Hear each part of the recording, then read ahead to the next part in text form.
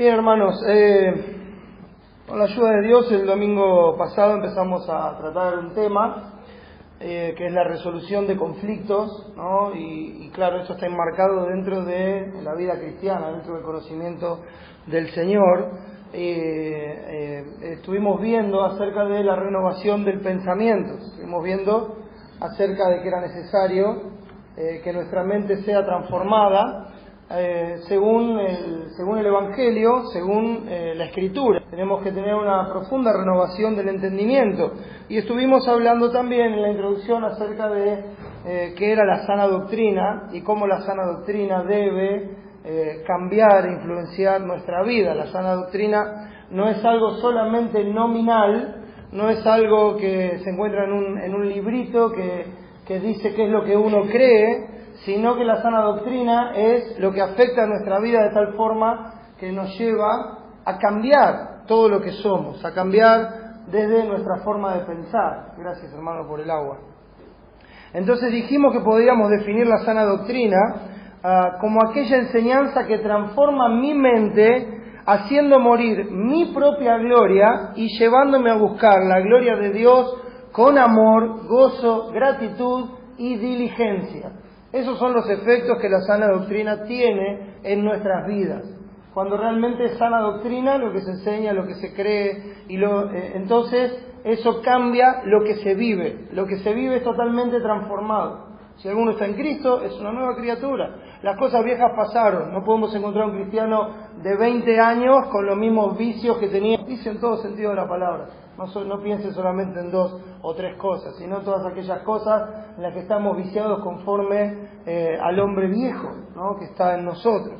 Entonces, esto significa que la enseñanza del Evangelio, hermano, nos debe llevar a morir tal cual éramos, matando nuestros anhelos y deseos por las cosas pasajeras y perecederas de este mundo, y llevándonos a poner nuestros afectos y deseos en las cosas de arriba, donde está escondida nuestra vida, con Cristo en Dios. ¿Sí? Si después habemos resucitado con Cristo, entonces tenemos que poner la mira en las cosas de arriba, poner nuestros afectos en las cosas de arriba, poner la mira en las cosas eternas y no ya en las terrenales y pasajeras. De hecho, el mismo texto de Colosenses 3 sigue diciendo: haced morir lo terrenal en vosotros. Haced pues morir lo terrenal en vosotros. Y siguiendo las palabras de Jesús en Juan capítulo 7, que vimos el último domingo, Juan capítulo 7, por un momento, ese no va a ser nuestro texto de hoy, pero quiero recordar eso.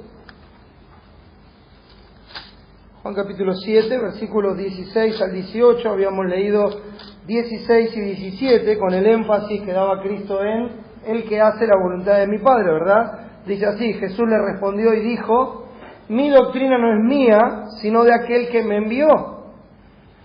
El que quiera hacer la voluntad de Dios, conocerá si la doctrina es de Dios o si yo hablo por mi propia cuenta. Entonces la diferencia estaba en aquel que quiere hacer la voluntad de Dios. Ese es el que puede comprobar si la enseñanza viene de Dios, que es la única fuente de sana doctrina.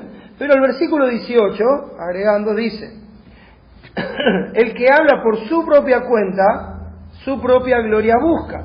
Pero el que busca la gloria del que le envió, este es verdadero y no hay en él injusticia. Entonces, hermanos, lo que marca la diferencia es qué buscamos nosotros con lo que hacemos, a qué fin apuntamos. Por eso, hermanos, al ver las misericordias de Dios derramadas en el Evangelio, nos debe llevar en profunda gratitud, abrumados por semejante amor, conmovidos profundamente por su gracia, a presentar nuestras vidas completas, nuestros cuerpos, todo nuestro ser voluntariamente como una ofrenda continua a Dios, que es lo que veíamos en Romanos 12:1. Solo así, hermanos, se logra la renovación de nuestro entendimiento. Solamente cuando estamos muertos a nosotros mismos voluntariamente, cuando morimos a nuestra propia forma de pensar, a nuestro modo de pensar al que estamos acostumbrados y al que estábamos acostumbrados sin Cristo, solamente cuando voluntariamente nos ponemos en el altar, muertos a nosotros mismos, se empieza a renovar nuestro entendimiento. Empieza a cambiar nuestra forma de pensar. No es que yo cambio el pensamiento, bueno, porque esto no me parece tan bueno y esto me parece mejor. No, muero a esto, porque por estos pecados Cristo murió en la cruz y resucitó para una nueva vida. Y esa nueva vida está en blanco, necesita ser totalmente enseñada y escrita por nuestro Señor Jesucristo a través de la obra del Espíritu y de la palabra en nuestros corazones. Entonces solo así se logra la renovación de nuestro entendimiento por un profundo cambio en nuestra forma de pensar y ver las cosas ahora a través del Evangelio. Ya no a través de nuestros propios ojos, sino a través del Evangelio. Dios nos ha quitado el velo para que nos resplandezca su gloria en la faz de Jesucristo y así, cubiertos de su gloria, hermanos, resplandezcamos para Él siendo luz en un mundo que está en tinieblas por el pecado. Las tinieblas de este mundo se deben a las acciones y pensamientos de aquellos que sin Dios siguen la corriente del sistema de este mundo que está gobernado por Satanás. Recuerden que esa era nuestra condición. Pero Dios nos dio vida cuando estábamos muertos en nuestros delitos y pecados. Por eso, hermanos, no debemos tomar la forma del mundo, sino que debemos ser transformados por el Evangelio. El Evangelio debe transformarnos totalmente a la imagen de Cristo. Y ese cambio no es exterior. Este cambio no tiene que ver con nuestro aspecto exterior solamente o con las cosas que se ven afuera. Este cambio debe ser obrado en nuestro corazón, en nuestra mente, en nuestro corazón, en nuestras emociones, en nuestros sentimientos. Es ahí donde debe ser el cambio profundo al molde de Cristo, a lo que el Evangelio dice, y entonces eso va a producir los cambios externos en las conductas de nuestras vidas. Al revés, es solo religión. Ocuparse solamente de lo externo es solo religión y no conduce a nada. Algunos tienen suficiente evangelio y religión para irse tranquilos y bien sedados al infierno por toda la eternidad, creyendo que son lo que en realidad no son. El cambio no es externo, el cambio es interno y se manifiesta externamente en nuestra conducta para la gloria de Dios. Pablo le escribía a los hermanos en Éfeso y les dice: esto pues digo y requiero en el Señor, que ya no andéis como los otros gentiles que andan en la vanidad de su mente, teniendo el entendimiento entenebrecido, ajenos de la vida de Dios, por la ignorancia que en ellos hay, por la dureza de su corazón. He ahí el problema. El entendimiento está entenebrecido, son ajenos de la vida de Dios, porque hay ignorancia en ellos. ¿Por qué? Por la dureza de su corazón. Y a causa de eso, los cuales, después que perdieron toda sensibilidad, se entregaron a la lascivia para cometer con avidez toda clase de impureza. Pero, o el texto dice, más, vosotros no habéis aprendido así a Cristo. Ustedes no aprendieron eso de Jesucristo. Ustedes no aprendieron eso de Cristo. Esta no es la forma de vivir de Cristo. Si en verdad le habéis oído, siempre con el condicional, ¿no? No aprendieron eso de Cristo, si es que realmente han oído a Cristo, y si es que realmente habéis sido por Él enseñados conforme a la verdad que está en Jesús. Jesús es la verdad, hermanos. Su Evangelio es la verdad. Y es conforme a esa verdad que nosotros tenemos que vivir. Es conforme a esa verdad que nosotros tenemos que pensar. No hay un camino corto, no hay un atajo. Tenemos el Evangelio que nos refleja la gloria de Dios en la faz de Jesucristo, y eso es lo que debe transformar y amoldar nuestros pensamientos para darle la gloria a Dios con todo lo que hacemos. Nuestro texto en esta mañana va a estar en Mateo capítulo 5 para ver la segunda parte de este tema de la resolución de conflictos. Mateo capítulo 5. Estamos en el Sermón del Monte, las Bienaventuranzas. Vamos a leer el versículo 9.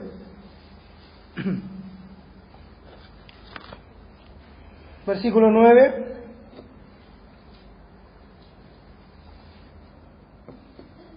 Dice así la palabra de Dios: bienaventurados los pacificadores, porque ellos serán llamados hijos de Dios. Bienaventurados los pacificadores, porque ellos serán llamados hijos de Dios. El tema que vamos a ver hoy en esta segunda parte es el carácter del Hijo de Dios marcado por el Evangelio. El carácter del Hijo de Dios marcado, formado por el Evangelio. Vamos a orar y pedir la ayuda del Señor. Nuestro Padre que estás en los cielos, una vez más queremos agradecerte por esta oportunidad y este privilegio que tenemos de conocerte, Señor, y de reunirnos en tu nombre. Porque sabemos que eres digno, porque sabemos que todo lo que hagamos no alcanza para mostrar nuestra gratitud por la obra de Cristo, por ese sacrificio perfecto, ese sacrificio suficiente con el cual redimiste nuestras almas, pagaste nuestros pecados, nos diste el perdón. Oh Padre, muchas gracias por esa obra tan grande. Gracias, Señor,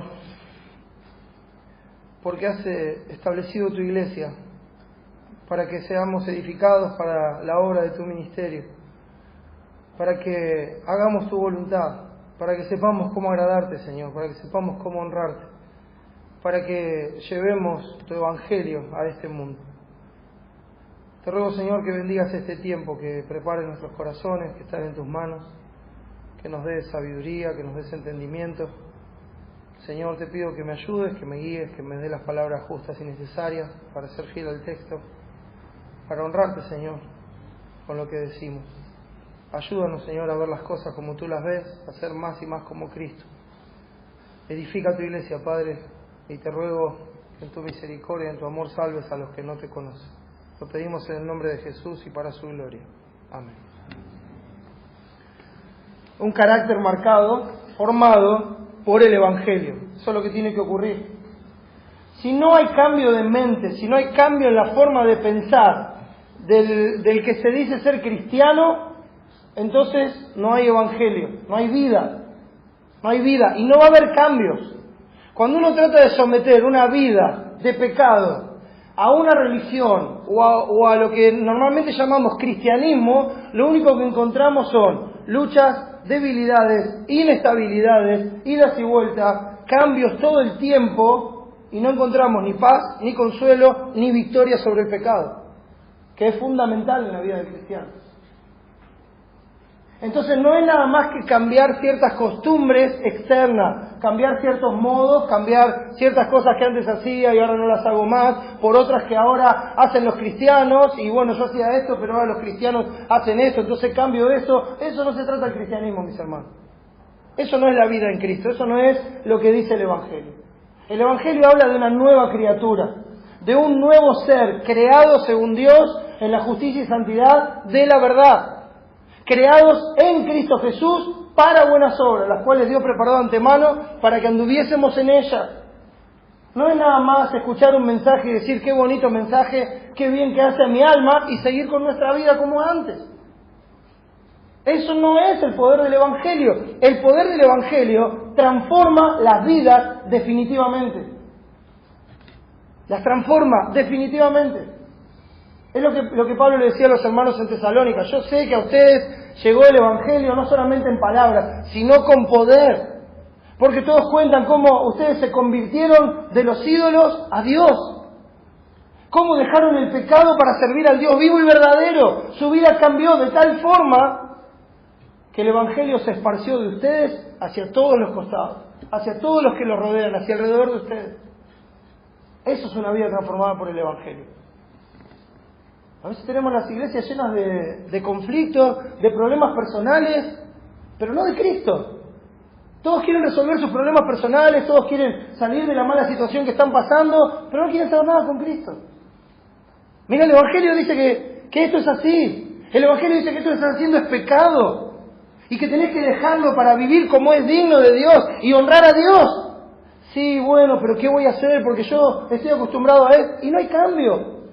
No hay cambio, eso no es cristianismo, hermano. Eso es una falsa religión. Y eso es una falsa esperanza que va a resultar vacía en el día que estén cara a cara con Dios. El Evangelio transforma las vidas, hermanos. Amén. No las pinta. No hace sepulcros blanqueados. Levanta huesos muertos, les da vida, les pone tendones, le pone músculos, le pone ligamentos, le pone piel, le pone todo lo necesario y ahora tienen vida en Dios y solo por Dios. De modo que las cosas viejas, insisto, pasaron. No se puede seguir como antes. No puedes seguir pensando como antes. Tiene que cambiar el pensamiento. Tiene que cambiar tu forma de ver la vida, tu forma de ganarte la vida. Tiene que cambiar todo. Todo, porque estás en Cristo. Sos una criatura eterna, que tiene las bendiciones eternas, que tiene un tesoro eterno, que está guardado por el poder de Dios en los cielos. Y esa es nuestra esperanza. Y eso es lo que nos sostiene, eso es lo que nos mantiene, lo que nos consuela, lo que nos anima cada día. No las cosas de este mundo. No los logros de este mundo. No, sí, podemos tener las cosas de este mundo. De hecho, Dios dice que nos da todas las cosas en abundancia para que las disfrutemos. No está mal trabajar, ganar dinero. No está mal tener una posición económica, social. No, no está mal. Pero si eso es la razón de tu vida, sí está mal. Si eso es lo que controla tu vida, tus pensamientos y tus acciones, sí está mal. Es pecado y es idolatría delante de Dios. Y si no abandonas esa idolatría, temo tener que decirte que estás camino a un infierno seguro, por más que sigas yendo a la iglesia el resto de tus días. El propósito eterno de Dios, mis hermanos, cuando uno piensa en el cristiano, cuando uno piensa en la iglesia, el propósito eterno de Dios es la manifestación de su gloria. Es que su gloria sea manifestada. Y para que este fin se cumpla, mis hermanos, es parte fundamental que nosotros llevemos la imagen de Cristo. Él es el molde al que debemos ser conformados. Mire, ¿usted quiere saber cómo darle la gloria a Dios? Mire la vida de Cristo. Mire a Cristo, porque Él siempre le dio la gloria a Dios. De hecho, esa vida de justicia perfecta es la que nos cubre a nosotros y nos hace aceptos delante del Padre. Él es el molde al que todos debemos ser conformados. Él es la imagen que todos debemos alcanzar. No hay otro. No hay otro. Él es la manifestación plena de su gloria y así llevaremos su semejanza para que Dios sea glorificado. Cuando le veamos cara a cara, seremos como Él es, ¿verdad? ¿Por qué? Porque así le vamos a dar la gloria a Dios por toda la eternidad. Porque eso es lo que hace Cristo. Y eso es lo que tenemos que hacer nosotros. Esa es la forma en que tenemos que vivir. Dice el texto muy conocido de Romanos 8:28, y sabemos que a los que aman a Dios todas las cosas les ayudan a bien. Esto es a los que conforme a su propósito son llamados. ¿Por qué? Porque a los que antes conoció también los predestinó para que fuesen hechos conformes a la imagen de su Hijo, para que Él sea el primogénito entre muchos hermanos. Entonces todas las cosas ayudan a bien. ¿Cuál es el bien ahí? Bueno, el bien del que Dios está hablando ahí y para el que todas las cosas ayudan es ser conformados a la imagen de Cristo. No que a mí me vaya bien. No es a que a mí me vaya bien en este mundo pasajero y perecedero. Pablo escribe desde la cárcel, mis hermanos. No es que estaba teniendo éxito en lo que hacía a los ojos del mundo.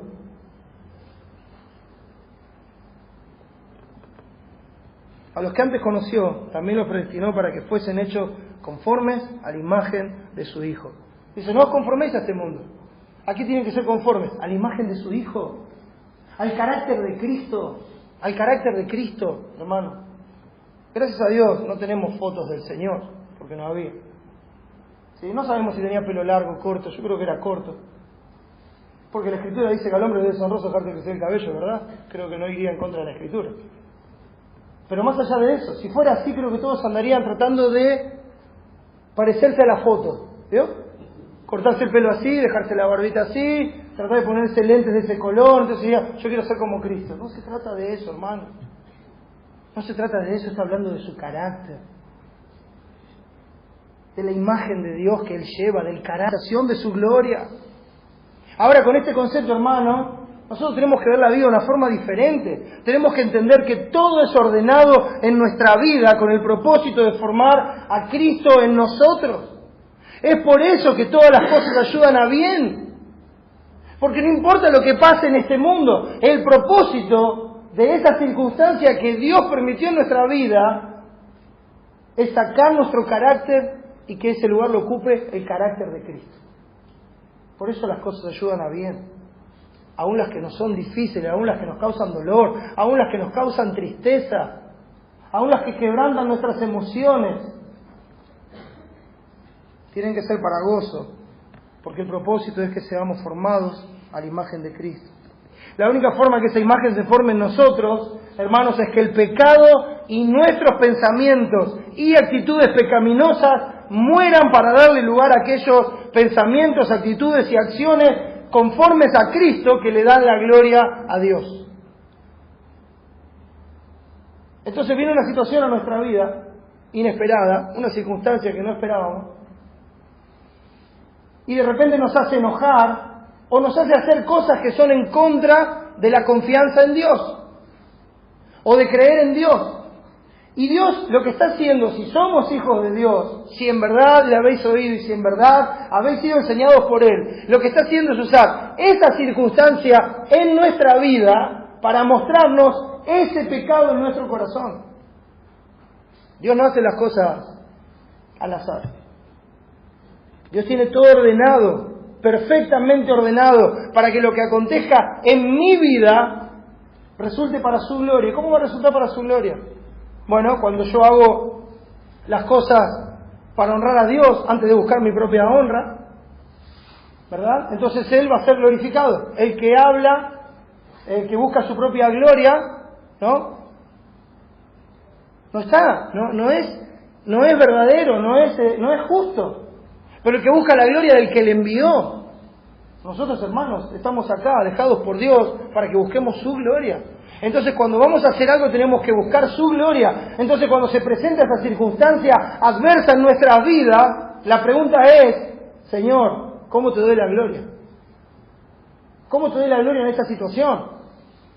Pero cuando lo primero que sale es de nosotros ese enojo, ira, queja, etcétera, etcétera, lo que Dios está haciendo es, por medio de esa circunstancia, mostrarnos el pecado que está arraigado en nuestro corazón. Porque si ese pecado no sale, el carácter de Cristo no entra. Por eso es que todas las cosas ayudan a bien, hermano. El pecado debe salir y su lugar debe ser ocupado por lo que le agrada al Señor. Bueno, Efesios 4, Dios permita pronto lleguemos. Pero ahí dice, el que hurtaba no hurte más, ¿verdad? Eso es pecado, esa es su forma de vida. El que hurtaba no hurte más, si no trabaje con sus manos haciendo lo que es bueno para que tenga que compartir con el que padece necesidad. El propósito, ¿ve? Cambia, para que tenga que compartir con el que padece necesidad. En vez de hurtar, ahora trabaje, ¿ve? Sale una cosa que es pecado y lo reemplaza a algo que agrada a Dios. Así es como se transforma la vida. No os mintáis los unos a los otros, sino hablad verdad cada uno con su prójimo. Sale la mentira, ¿qué la reemplaza? La verdad. La verdad. Y así podemos seguir, hermano. Porque así hay más cosas que tienen que salir. No se ponga el sol sobre vuestro enojo, ni deis lugar al diablo. Ninguna palabra corrompida salga de vuestra boca. La que está podrida, que no salga de su boca, sáquela. Sino la que sea buena para la necesaria edificación a fin de dar gracia a los oyentes. Sale el pecado, entra el carácter de Cristo. Ese es el punto. Esa es la única transformación que hay. Por medio del Evangelio que nos enseña la soberanía absoluta de Dios, sabemos que nada puede pasar sin que Él lo permita. Esto tiene que cambiar nuestra forma de pensar. Antes nosotros pensábamos que estábamos en control de nuestras vidas, que era nuestra vida, que nosotros éramos los que hacían que las cosas sucedan. Pero el Evangelio nos enseñó otra cosa. Nos enseñó que el único y verdadero soberano es el Dios eterno, que Él está en control de todo, que Él es el que ordenó todas las cosas y que nada pasa sin que Él lo permita. Entonces, siendo un Dios y creador inteligente, soberano, con un plan eterno, lo que uno tiene que hacer es decir, Señor, ¿para qué permitiste esto? Señor, ¿qué es lo que quieres que vea?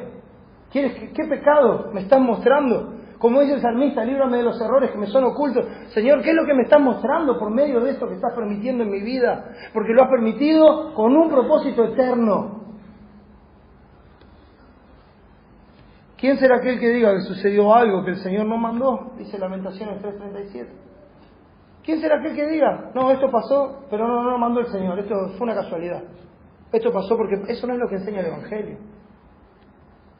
No. Nada pasa sin el consentimiento de Dios. Téngalo bien claro y presente. Nada pasa sin el consentimiento de Dios. Y cuando pasa, el propósito de Dios es su gloria, y mostrarnos nuestro pecado. ¿Por qué se lamenta el hombre viviente? Sigue diciendo el texto de Lamentaciones 3. Nos pasa algo y nos empezamos a lamentar. Ay, pobre de mí, lo que me pasa, que que lo otro. ¿Por qué se lamenta el hombre viviente? Y el texto termina diciendo, laméntese el hombre en su pecado. Hombre, te puse en esa situación para que veas tu pecado. Entonces deja de quejarte y de lamentarte y lamentarte por tu pecado, porque ese pecado tiene que salir para que entre el carácter de Cristo. Eso es lo que aprendemos por medio del Evangelio, mis hermanos. Y uniéndolo con el hecho de que todas las cosas nos ayudan a bien, nuestro pensamiento debe cambiar de la queja y de la autocompasión a ver la situación con los ojos del Evangelio y ver las circunstancias que nos tocan vivir como una gran oportunidad de darle la gloria a nuestro Dios y Salvador. Tiene que cambiar. Tiene que cambiar el pensamiento. Entonces, hermanos, con la ayuda del Espíritu Santo y las Escrituras, antes de reaccionar y tomar decisiones, debemos ver cuál es el carácter que Dios dice que un hijo de Dios debe tener. ¿Sabe qué es lo que tendría que pasar cuando uno se da cuenta que estuvo en error tanto tiempo? Cuando uno se da cuenta que no sabe, lo que tendría que hacer es pararse, quedarse quieto y tener miedo de moverse. No tratar de disimular que sabe y que es de la sana doctrina. Tendría que tener miedo de moverse. Porque dice, por ahí me muevo mal y ofendo a Dios.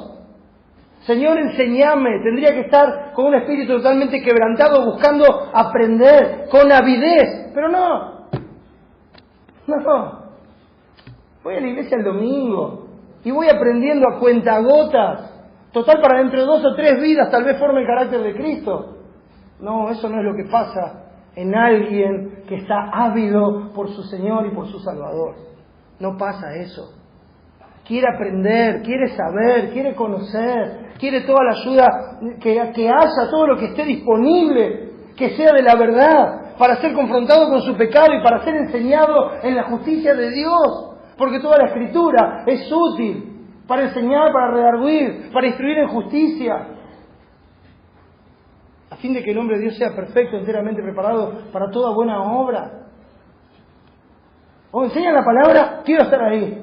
O tengo un hermano que conoce y está caminando con el Señor, quiero estar ahí hablando con Él. Quiero aprovechar todas las oportunidades que Dios me da para conocerlo a Él. Para eso puso Dios la iglesia. No, pero no hay tiempo. Estamos tan ocupados con las cosas de este mundo que no hay tiempo. Ese no es el pensamiento de un cristiano. Se para. No quiero ofender a Dios. Por esto, mis amados hermanos, todo hombre sea pronto para oír, tardo para hablar, tardo para irarse, dice Santiago. ¿Por qué? Porque la ira del hombre no obra la justicia de Dios. Nuestra reacción en ira y en enojo nunca hace lo que a Dios le agrada. Nunca. Ese es el momento de respirar hondo, de tragarse la lengua y las palabras, mirar al cielo y en oración decirle, Señor, ¿qué es lo que quieres que haga? Señor, ¿qué es lo que te agrada en este momento? Señor, dame sabiduría para que esto no se transforme en un conflicto, en una pelea. El carácter del Hijo de Dios, mis hermanos, tiene que estar marcado por el Evangelio. Es lo que vimos en Mateo 5:9. Jesús dijo, bienaventurados los pacificadores, porque ellos serán llamados hijos de Dios. Ahora, es precioso todo el Sermón del Monte, pero queremos ver este aspecto, hermanos. El Señor está en una enseñanza íntima con sus discípulos. Dice que venían a Él las multitudes y Él subió al monte y sentándose vinieron a Él sus discípulos. Y abriendo su boca les enseñaba diciendo. Entonces Él se sentó con los discípulos a enseñarles la verdad. Jesús les describe el carácter de los bienaventurados, el carácter de los hijos de Dios y las razones de por qué este carácter debe gobernar sus vidas. Eso es lo que está diciendo Cristo en el Sermón del Monte. Está hablando del carácter del creyente, del carácter del Hijo de Dios, como lo dice aquí. Bienaventurados los pacificadores, ¿por qué? Porque ellos serán llamados hijos de Dios. Entonces tenemos aquí 2 cosas. En primer lugar, el carácter de Cristo, pacificadores. Y en segundo lugar, vemos 3 razones para llevar ese carácter, y lo vamos a ver ahí. La primera razón es que nosotros somos sal y luz, la segunda razón es que hay que glorificar al Padre, y la tercera razón es que somos imitadores de Dios. Ahora, en primer lugar, el carácter de Cristo es el de ser pacificador. Pacificadores. Bienaventurados los pacificadores, porque ellos serán llamados hijos de Dios. Cuando vemos la descripción que Jesús hace de los bienaventurados, mis hermanos, no podemos dejar de lado que Jesús es el único y verdadero hombre bienaventurado.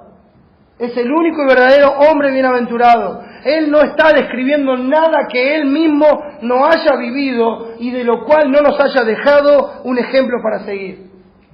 Su vida es el ejemplo para seguir en cada uno de estos aspectos del carácter. Pues para esto fuisteis llamados. Porque también Cristo padeció por nosotros, dejándonos ejemplo para que sigáis sus pisadas. El Señor Jesucristo es el pacificador por excelencia, y esa característica debe estar también en sus hijos. Los hijos de Dios deben ser pacificadores, así como su Señor Jesucristo. Él es nuestra paz. Él es el Dios de paz. Él es el príncipe de paz. Él es la fuente de paz. El Evangelio es el Evangelio de la paz por medio de nuestro Señor Jesucristo. La paz os dejo, mi paz os doy, yo no la doy como el mundo la da. No se turbe vuestro corazón, ni tenga miedo. En el mundo tendréis aflicción, pero confiad, yo he vencido al mundo. Estén en paz, estén tranquilos. Él vino para reconciliarnos con Dios. Vino para hacer la paz entre nosotros y Dios. Vino para ofrecerse como una ofrenda de paz. No vino para iniciar un conflicto, sino que vino a mediar por el conflicto. No vino para intensificar el conflicto que existía, sino que vino para terminarlo entregándose a Él mismo como una ofrenda para quitar de en medio lo que mantenía nuestra enemistad con Dios y en consecuencia con los hombres. Él vino a terminar el conflicto, hermano. Vino a hacer lo que fuera necesario para que el conflicto termine. No vino a juzgar, vino a ofrecer condiciones de paz por medio de la fe en Él. No vino a juzgar. La primera vez que vino, no vino a juzgar. La próxima vez va a venir como juez, como rey, como Señor. Pero no vino a juzgar, no era el tiempo. Aunque el Padre le dio todo el juicio al Hijo, no era el tiempo. No se tomó atribuciones que no le correspondían en ese momento, y estamos hablando del Señor Jesucristo. ¿Cuánto tenemos que aprender de Él, hermanos? Cuando estamos delante de un conflicto y se nos da por juzgar las intenciones del otro. ¿Cuánto hay que aprender de nuestro Señor? Él tenía el derecho y la autoridad, y conociendo el corazón de los hombres, de juzgar a cualquiera. Sin embargo, no vino para juzgar. Por cuanto agradó al Padre que en Él habitase toda plenitud, y por medio de Él reconciliar consigo todas las cosas, así las que están en la tierra como las que están en los cielos, haciendo la paz mediante la sangre de su cruz. Eso dice Colosenses 1:20, justificados pues por la fe tenemos paz para con Dios por medio de nuestro Señor Jesucristo, dice Romanos 5:1. Isaías 53 lo presenta a Él como el que llevó el castigo de nuestra paz. Mas Él herido fue por nuestras rebeliones, molido por nuestros pecados. El castigo de nuestra paz fue sobre Él, y por su llaga fuimos nosotros curados. Todos nosotros nos descarriamos como ovejas, cada cual se apartó por su camino, mas Jehová cargó en Él el pecado de todos nosotros. Angustiado Él y afligido, no abrió su boca. Como cordero fue llevado al matadero, y como oveja delante de sus trasquiladores, enmudeció y no abrió su boca. El castigo de nuestra paz fue sobre Él. Mire a su Salvador y vea la paz misma. Él es el camino, la verdad y la vida. Pero Él también es el Dios de paz. Él es la paz misma, hermanos.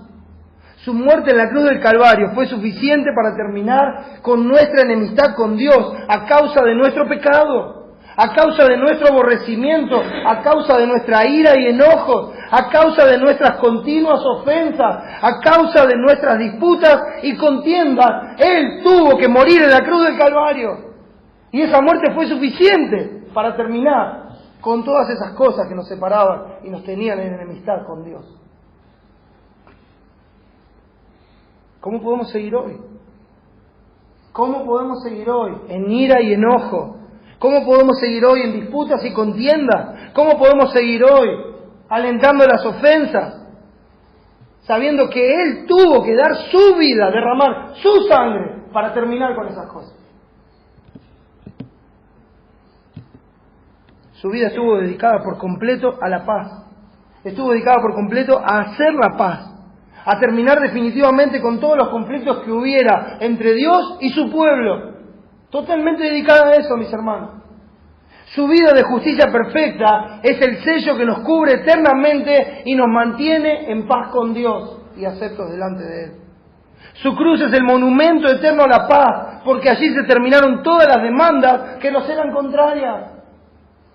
Su resurrección es la prueba eterna de que estamos en paz con Dios, de que el sacrificio fue aceptado por el Señor. Él es el que describe a los hijos de Dios como los bienaventurados pacificadores. Bienaventurados los pacificadores, porque ellos serán llamados hijos de Dios. El salmista dice: bienaventurado aquel cuya transgresión ha sido perdonada y cubierto su pecado. Bienaventurado el hombre a quien Jehová no culpa de iniquidad. Esa es la bienaventuranza, la mayor bienaventuranza que tenemos. La bendición eterna de la salvación y la redención en Cristo por su obra en la cruz del Calvario y su resurrección. Esa es nuestra bienaventuranza, la verdadera, la eterna. Por su obra, hermanos, nosotros tenemos paz, disfrutamos la paz y hacemos la paz. Debemos vivir haciendo la paz. Debemos vivir no generando conflictos, sino terminando conflictos. Debemos vivir no esquivando los conflictos, sino resolviendo los conflictos para dar la gloria a Dios. Sus hijos son pacificadores. No solo están en paz con Dios, sino que su carácter es pacífico. No confunda eso, no estoy hablando de un carácter torpe e inanimado. No estoy hablando de una persona que con una sonrisita y mirando para abajo se deja llevar siempre por delante. No es ese el carácter. Aprended de mí que soy manso y humilde de corazón, dijo el Señor Jesucristo. Él era manso, era humilde, pero siempre se paró con la verdad a decir lo que tenía que decir, con amor, con gracia, sin generar conflictos, sino para hacer la paz, para terminar los conflictos. Nosotros hacemos la paz. Debemos llevar un carácter que en toda circunstancia refleja la obra pacificadora de Cristo. Un carácter que refleja el de su Padre que está en los cielos. Un carácter que lleva a los demás a decir verdaderamente, este es un hijo de Dios. O como lo dirían en el lenguaje del mundo, este bicho raro, no importa lo que le hagan, siempre tiene una respuesta amable. No saben que eso da la gloria a Dios. No saben que eso es porque es un hijo de Dios. No saben las palabras técnicas, pero saben que hay algo diferente. Saben que hay algo que es diferente en esa persona, en esa vida, porque no reacciona como reacciona el resto del mundo, porque no contesta como contesta el resto del mundo, porque cuando hay un conflicto no se conduce como se conduce el resto del mundo, sino que hay algo diferente. No saben qué es, porque no conocen a Dios, pero saben que hay algo diferente. Y la gloria es para Dios. Siempre tiene una respuesta amable, porque sabe que la blanda respuesta quita la ira, mas la palabra áspera hace subir el furor. O no va a hacer subir el furor, va a pacificar y terminar el conflicto siguiendo el ejemplo de su Señor. No va a dar una respuesta áspera, no va a dar una respuesta blanda, una respuesta amable, una respuesta que esté arraigada en la verdad y en la gracia. No va a ser permisivo con el pecado y lo va a dejar pasar, no. Pero lo va a tratar con misericordia y con verdad, con amor. Como Cristo, como Él trató con los demás, el cual no hizo pecado ni hubo engaño en su boca, quien cuando le maldecía no respondía con maldición, cuando padecía no amenazaba, sino encomendaba la causa al que juzga justamente. Ese es el ejemplo de Cristo, hermanos. El carácter del Hijo de Dios debe ser conocido por la forma en que enfrenta los conflictos en su vida. Estamos viendo este aspecto en particular, hermanos. Pero la forma en que nosotros enfrentamos las situaciones problemáticas en nuestra vida es un testimonio de si somos o no somos hijos de Dios. Yo sé que es fácil huir de los conflictos.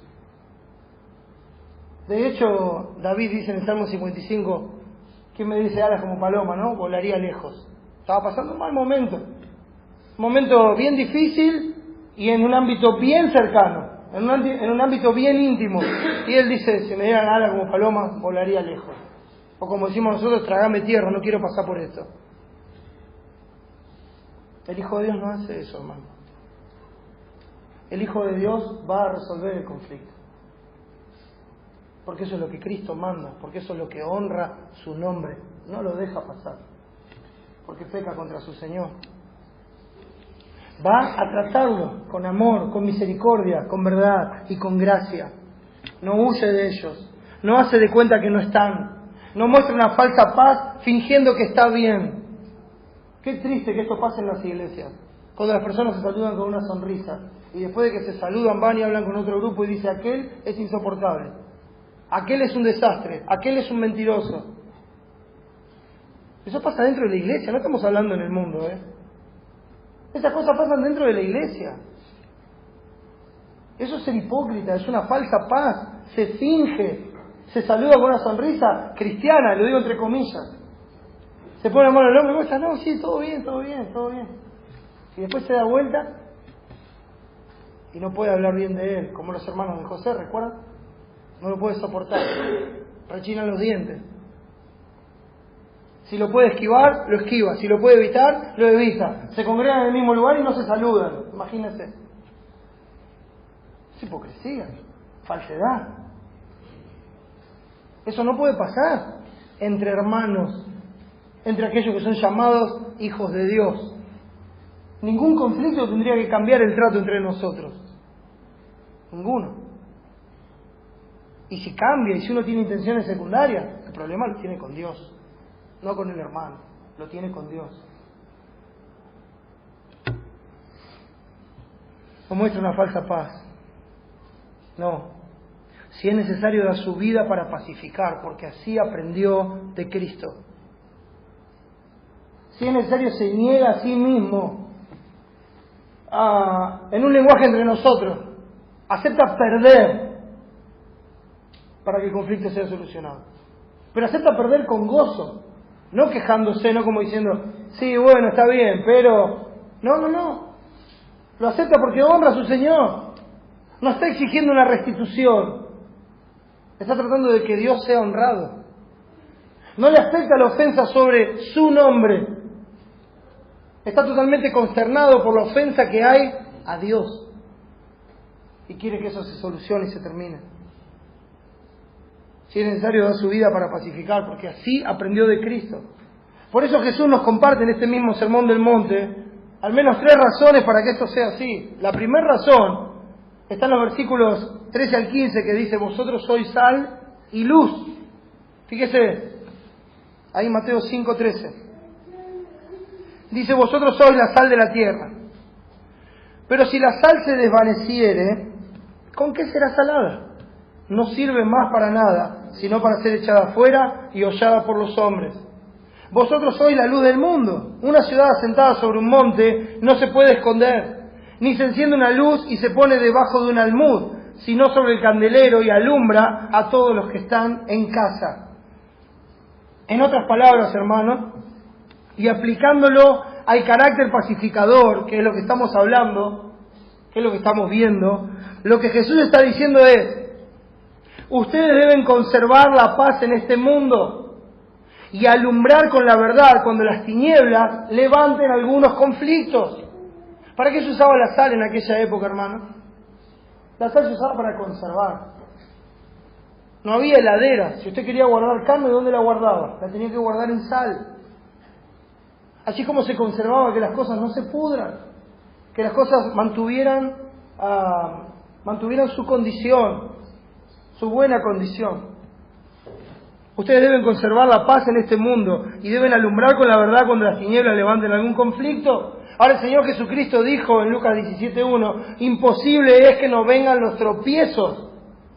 Esa palabra también se traduce como ofensas, es el griego escándalo, de donde nosotros sacamos la palabra castellana escándalo. Y Jesús dice, es imposible que estos escándalos no vengan. No es una cuestión de, Señor, ¿va a haber ofensas? No, la pregunta es, Señor, ¿cuándo vienen las ofensas? Porque es imposible que no vengan, entonces van a venir. Entonces cuando vengan, no dejen, entre comillas, no dejen que se pudra. No dejen que se pudra. Echen vuestra sal de amor, misericordia, bondad, paciencia, y en especial, cuando hablamos de la paciencia, hablamos ahí de la longanimidad. Esa paciencia para con aquellas personas que nos son adversas. Tiene que ser sazonado con sal. Esa sal tiene que estar representada por el amor, la misericordia, la bondad, la longanimidad y la verdad de Dios, no mi verdad, sino la verdad de Dios para que el conflicto cese y no se ofenda más a Dios.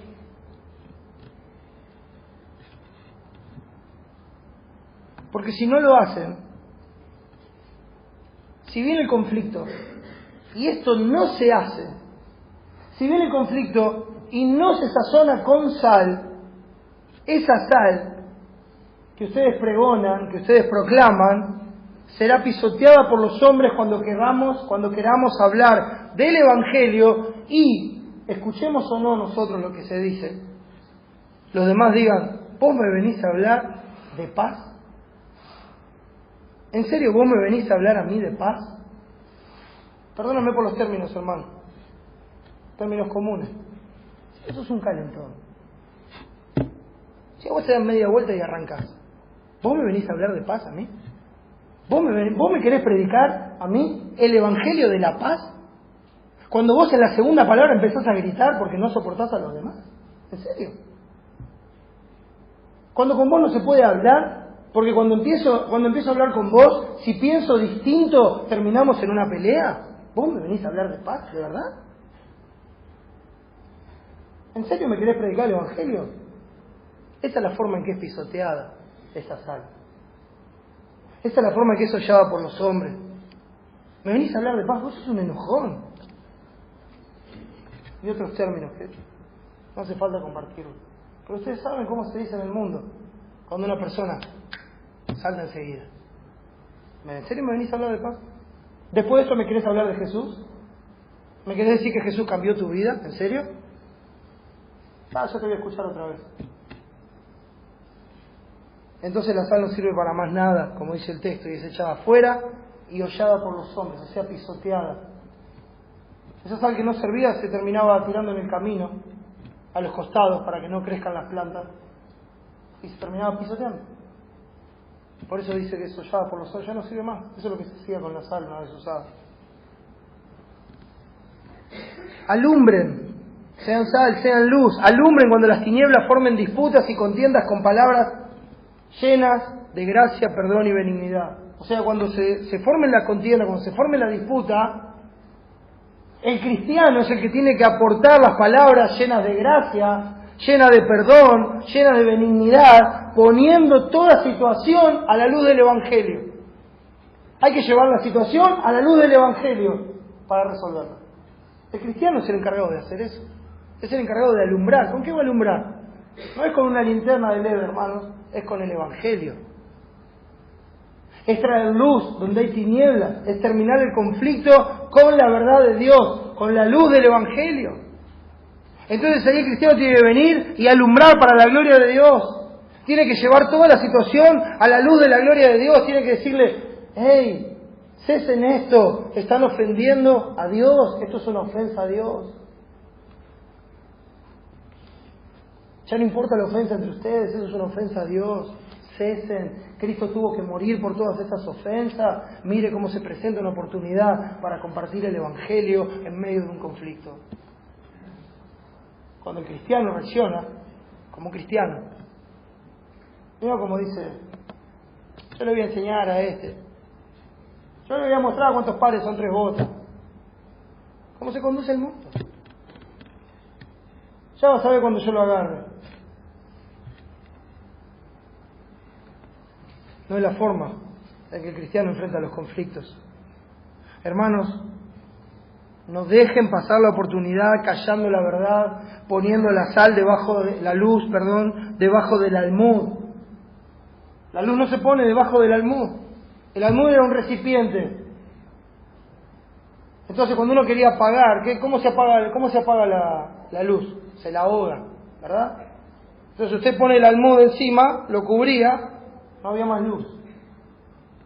Entonces dice, ustedes no son luz para estar cubiertos abajo con un almud. No, la luz tiene que alumbrar. La luz está puesta para que brille. Está puesta para que la luz alumbre toda la casa, que la verdad del Evangelio cubra la oscuridad del error. Esa luz tiene que poner a todos ante Dios como vara de medida y que su presencia, su luz, brillando a través nuestro, disipe las tinieblas del error. Los conflictos no se solucionan dándole la razón al otro. La tenga o no. Los conflictos se solucionan dándole la razón a Dios. Cuando hay una pelea, ni usted ni yo tenemos la razón. Si entramos en una pelea, los dos perdimos la razón. Al único que hay que darle la razón es a Dios, y eso se hace por medio del Evangelio. Y se resuelve el conflicto ahí, y terminó ahí.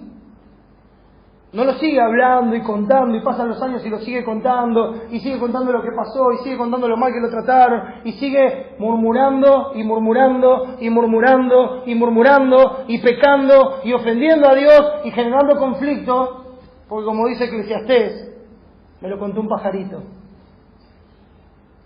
El pájaro lleva las cosas a los oídos del rey, ¿verdad? Y los conflictos siguen. No, hermanos. Esa no es la enseñanza del Evangelio. ¿Para qué? Bueno, esto nos lleva a la segunda razón. Glorificar al Padre, versículo 16. Dice así: así alumbre vuestra luz delante de los hombres para que vean vuestras buenas obras y glorifiquen a vuestro Padre que está en los cielos. Entonces debemos ser sal y luz, debemos glorificar al Padre. Hay un propósito para que esto sea así. Hay un propósito por el cual Dios nos está poniendo en esa circunstancia. Hay una razón de peso eterno que debe gobernar nuestras mentes y propósitos, que debe direccionar nuestras acciones. Si pues coméis o bebéis o hacéis otra cosa, hacedlo todo para la gloria de Dios. Todo para la gloria de Dios, cualquier cosa que sea.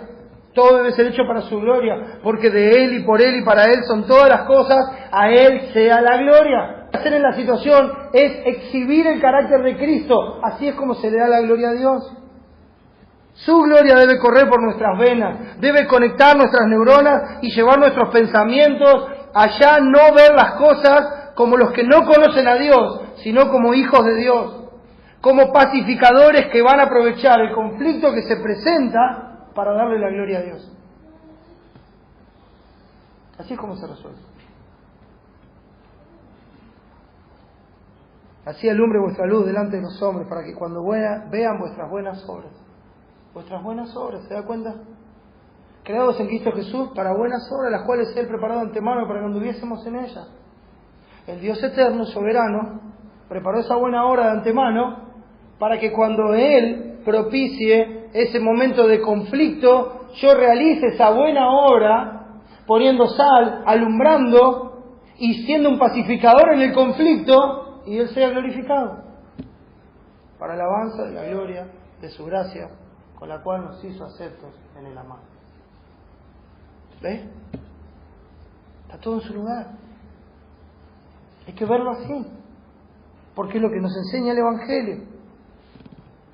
Así, hermano, cuando este mundo vea a Cristo en nuestras vidas, va a glorificar a nuestro Padre que está en los cielos. Y más a los que nos conocían de antes, a los que sabían cómo reaccionábamos antes, a los que sabían cómo resolvíamos nosotros las cosas antes. Pero sabían cómo las resolvíamos hace, 5 años, 10 años, 20 años. y nos encuentran 5, 10, 20 años después, y hay una situación y que ven lo mismo, que dicen, no cambió nada. Vuelvo dentro de 10 años, a ver si realmente Cristo te cambió la vida. Tal vez el mundo no va a glorificar a Dios con esas palabras, no va a decir, gloria a Dios, qué bueno que es este hombre. No, hermanos, tal vez sus palabras sean diferentes, como dije antes, tal vez solo les parezca extraño que no corramos en el mismo desenfreno, disolución y os ultrajen. O tal vez solo digan que hay algo diferente en esta persona, hay algo diferente. Lo cual, hermanos, en el día de la visitación redundará en la gloria de su nombre. En el día de la visitación. Llámese el día de la visitación al momento en que ese incrédulo conozca al Señor, o en que ese incrédulo esté cara a cara con Dios dando cuenta por su pecado, y ese día sea evidente que lo que ese hombre había hecho era para la gloria de Dios. ¿Por qué? Bueno, esto nos lleva a la tercera razón. La primera es que somos sal y luz, la segunda es que es para glorificar al Padre, y la tercera razón es que nosotros somos imitadores de Dios. Bienaventurados los pacificadores. ¿Por qué? Porque ellos serán llamados hijos de Dios. ¿Conoce el dicho, el refrán del mundo, no? De tal palo, tal astilla. Uno lo ve y dice, mirá, padre e hijo son iguales. No solo por el aspecto, sino por cómo se mueven, cómo miran, cómo se paran. ¿Lo ha visto eso? Así me cargan en casa con Benjamín. Me dice que se siente igual que yo, que acomoda la cabeza igual que yo, que tiene la misma mirada, que se ríe igual, el pelo está igual, pobre, ¿no? Entonces dice, bueno, no, más allá de que por ahí no somos también parecidos, dice, bueno, se ve que es tu hijo. Eso mismo tiene que pasar con Dios, hermano.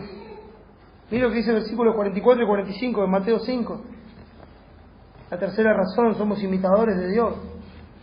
Cristo dice así, pero yo os digo, amad a vuestros enemigos, bendecid a los que os maldicen, haced bien a los que os aborrecen y orad por los que os ultrajan y os persiguen. Ya va en contra de nuestro carácter. Para que seáis hijos de vuestro Padre que está en los cielos, que hace salir su sol sobre malos y buenos y que hace llover sobre justos e injustos. Oíste que fue dicho, ojo por ojo, diente por diente, pero yo os digo, amen a sus enemigos. Hay un cambio de carácter. Y no solamente dice, amen a sus enemigos, que yo me ocupo de matarlos a todos. No dice eso el texto, hermano. Sino que da un ejemplo en el mismo Señor. Da un ejemplo en el mismo Señor. Amad a vuestros enemigos, bendecid a los que os maldicen, haced bien a los que os aborrecen, y orad por los que os ultrajan y os persiguen. ¿Para qué? Para que seáis hijos de vuestro Padre que está en los cielos.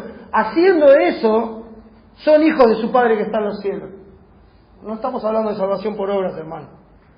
Sino que cuando el Hijo de Dios, el bienaventurado, muestra ese carácter, se hace evidente que es un Hijo de Dios. Porque es el carácter de la nueva criatura en Cristo. ¿Y en qué imita al Padre? Dice que hace salir su sol sobre malos y buenos y que hace llover sobre justos e injustos. Esta es la forma de ser hijos de Dios, hermanos. La forma en que se hace notoria su paternidad sobre nosotros cuando lo imitamos. Sed pues imitadores de Dios como hijos amados y andad en amor como Él nos amó y se entregó a sí mismo por nosotros, dice Efesios 5, 1 y 2.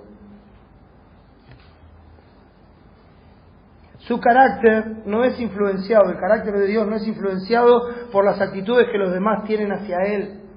El carácter de Dios no responde al trato que recibe. Su carácter responde a la manifestación de su gloria. Él no puede negarse a sí mismo. Por eso, hermanos, mírenlo a Él que nos amó, aun cuando éramos sus enemigos, y dio su vida para cambiar eso. Mírenlo a Él que nos bendijo con toda bendición espiritual en los lugares celestiales en Cristo, cuando de nuestros labios solo maldecían su mera existencia. Mírenlo a Él que nos hizo bien cuando solo lo aborrecíamos. Mírenlo a Él que oró por nosotros cuando lo despreciamos y lo crucificamos. Mírenlo a Él, ahora que le conocen, cómo sigue dando su sol y su lluvia a los que no aprobaron tener en cuenta a Dios. ¿Lo ven? Así debemos ser nosotros. Las emociones no deben gobernar nuestras vidas. Los sentimientos no deben gobernar nuestras vidas. El carácter de Dios mostrado por el Evangelio de Jesucristo tiene que gobernar nuestras vidas. tiene que gobernar nuestros pensamientos, nuestras actitudes. Mírenlo a Él, para que lo puedan imitar siendo pacificadores en cada conflicto que se les presente delante suyo, ordenado por Dios para la gloria de su nombre. Hay que cambiar la forma de ver los conflictos, hermanos.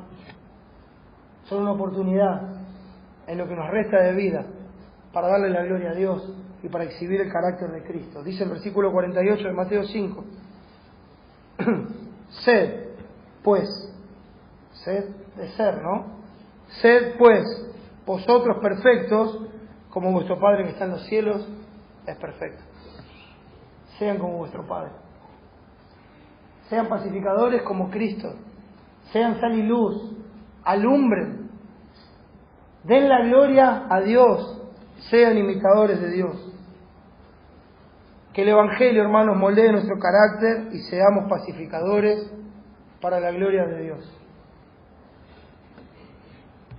¿Saben qué, hermanos? Quiero terminar diciendo dos cosas. La primera, sin Cristo, todo lo que acabo de decir es imposible. Es imposible que esto se logre de corazón sin Cristo. La única forma de llevar esto adelante es por la gracia de Dios, por la obra del Espíritu Santo y por la palabra morando en nuestros corazones. Sin Cristo, todo esto es imposible. Y lo segundo que quiero decir es que si estás sin Cristo, quiero que sepas, como dije en el transcurso del mensaje, que Cristo vino a este mundo para hacer la paz entre su pueblo y Dios, para dar su vida en la cruz del Calvario, para redimir a los que son suyos desde la eternidad y por la eternidad, para pagar por sus pecados, para ofrecerle salvación a todo el que cree en Él, a todo aquel que por medio de Él viene a Dios a buscar su salvación eterna. Cristo no solo murió en la cruz, sino que al tercer día resucitó de la tumba en la cual lo habían puesto. Y ascendió y está sentado a la diestra de la majestad en las alturas y tiene el poder para salvar a todos los que por medio de Él se acercan a Dios, porque no hay otro nombre bajo el cielo de los hombres en que podamos ser salvos. Y sin Cristo es imposible que estés en paz con Dios, y sin Cristo es imposible que tengas paz, porque no hay paz, dijo mi Dios, para el impío. Y hoy por medio del Evangelio de Cristo te llamo a que te arrepientas de tu pecado y que vengas a Cristo a buscar la salvación eterna de tu alma, porque el Señor dijo una vez más: el que a mí viene, yo no le echo fuera.